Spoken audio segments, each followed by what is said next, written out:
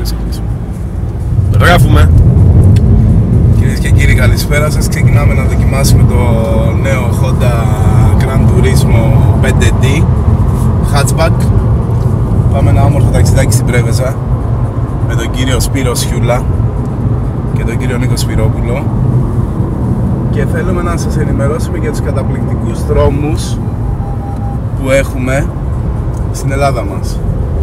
Αυτή η Εθνική Οδό Αθηνών Πατρών ή Αθηνών Κορίνθου φτιάχνεται τα τελευταία 55 χρόνια.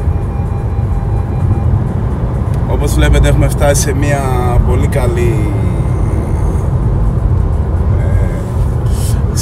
έχει πάρα πολύ μεγάλη πρόοδο εδώ πέρα η Εθνική Οδό,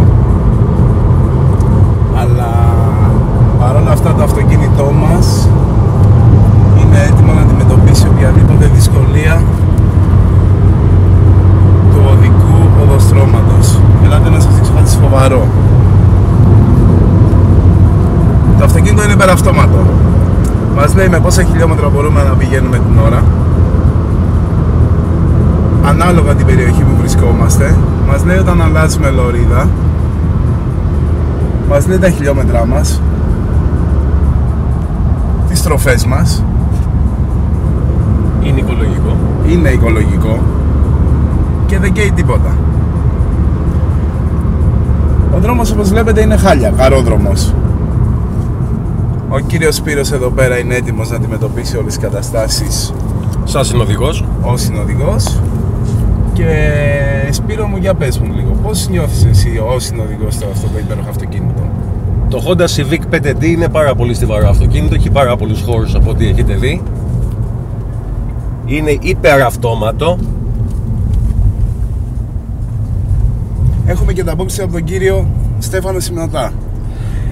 Θέλω να πω ότι έχει γκάζι το αυτοκίνητο. Λίγο εδώ πέρα, μας στέλνει ένα μήνυμα ο κύριος Στέφανος, ο τρίτος και ο αρχηγός των συντελεστών της εκπομπής Extra TV.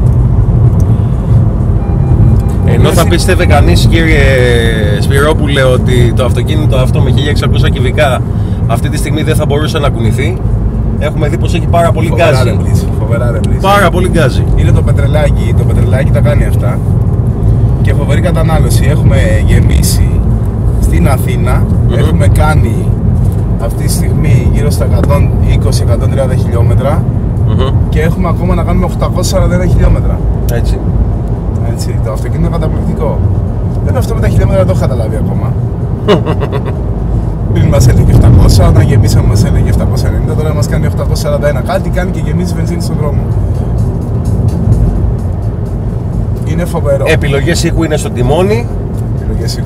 Το τηλέφωνο συνδέεται με Bluetooth. Βεβαίως, αμέστατα. Θα το κάνουμε μετά. Καταπληκτικό. Βέβαια θα πρέπει το τηλέφωνο σας να είναι συμβατό με το Bluetooth του αυτοκινήτου. Αυτό είναι. Θα το δείτε λίγο.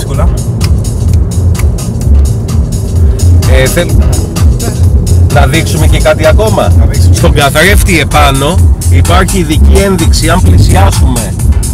Αν πλησιάσουμε πολύ κοντά σε κάποιο εμπόδιο, στον καθρέφτη μας δείχνει ποιο αυτοκίνητο είναι κοντά και αν είναι κοντά.